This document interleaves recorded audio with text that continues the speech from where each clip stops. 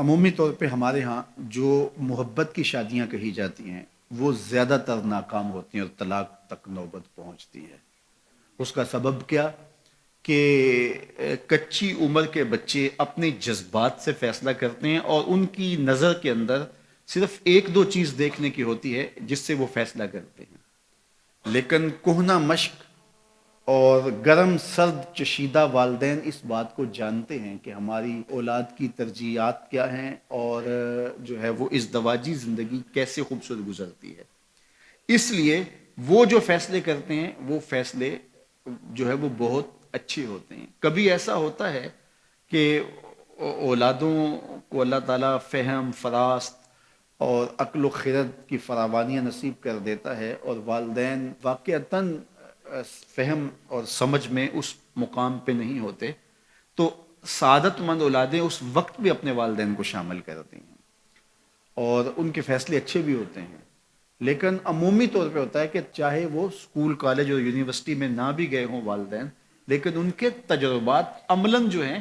وہ زیادہ ہوتے ہیں۔ اسی لیے فرمایا گیا سید عائشہ رضی اللہ تعالیٰ عنہ سے مروی روایت ہے، ایما امرأۃ نکحت بغیر اذن ولیہا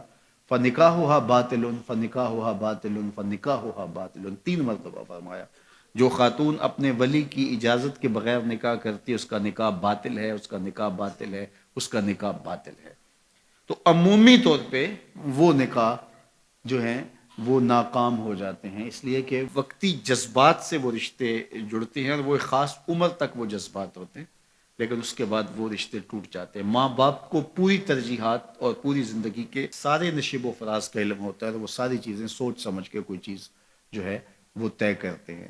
اس میں بعض کا ایسا بھی ہوتا ہے کہ والدین بچوں کی ترجیحات دیکھے بغیر اپنی خواہش کو مقدم کر لیتے ہیں، تو یہ چیز بھی تناؤ کا سبب اور طلاق کی نوبت تک پہنچا دیتی ہے۔ یعنی بعض کا ماں باپ کو ضد ہوتی ہے کہ میں اپنے رشتہ داروں میں ہی اپنے بچے کا نکاح کرنا ہے اور وہ بیٹی جو ہے اس کا مزاج نہیں جڑ رہا ہوتا، تو یہ خواہش اچھی ہے، لیکن اگر ان کی زندگی تلخ ہوگی تو اپنی خواہش کو اولاد کے لیے قربان کرنا ہوگا۔ بہرحال جو بھی ذرائع ہیں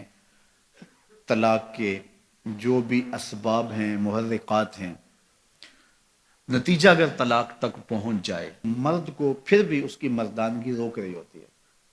اور عورت بلا جھجک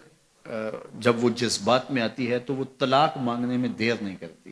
اور بہت ساری طلاق جو جذباتی ماحول میں ہوتی ہیں اس میں قصور خاتون کا ہوتا ہے کہ وہ طلاق مانگتی ہے۔ تو عورت کو کبھی بھی طلاق نہیں مانگنی چاہیے، ہاں اگر واقعتاً اس کا استحقاق بنتا ہے، وہاں زندگی گزارنا مشکل ہو گیا ہے تو وہ عدالت میں رجوع کر کے خلا لے سکتی ہے۔ لیکن یہ عورتیں جو ڈٹ جاتی ہیں کہ ٹھیک ہے مجھے بھی فارغ کرو، میں ایک لمحہ اس گھر نہیں رہنا چاہتی،